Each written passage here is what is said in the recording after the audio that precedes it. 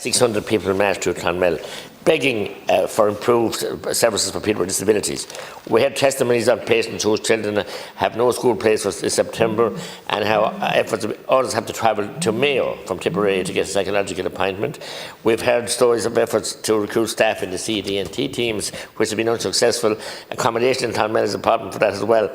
So the committee, last week I raised this with you, and you acknowledged it was a problem, and they thank you for that. And the organising committee, Action for Autism, now want you to come to see them, and I've handed you a number of letters that they sent me, very personal, detailed accounts of their trauma and their journeys with their children. I want you to come and visit Cormac and Cashel, two wonderful schools who are busting at the seams, and they've invited you to come down to see that themselves, but the services just aren't there. You acknowledged last week it wasn't working. So we need to come together to do something for these people. I met another young mother there, 5 years, a child is non-verbal, hasn't met anybody, hasn't been assessed by anybody. It's just so frustrating. So please, will you do something if you can?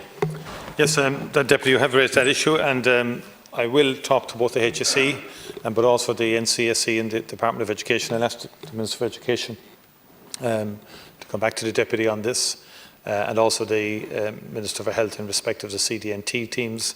As I said earlier, I believe we need multidisciplinary teams in schools. I believe the Progressing Disability programme has not worked and has not been effective, and quite a number of communities across the country have been impacted negatively as a result of, if you like, the withdrawal of therapists from special schools in particular over the years as a result of implementation of progressing disability. I've argued this with the HSE, and my view now is that the sufficiency of recruitment hasn't worked in terms of some CD&T teams, and there will have to be change, and my preference is for stronger multidisciplinary teams in the special schools.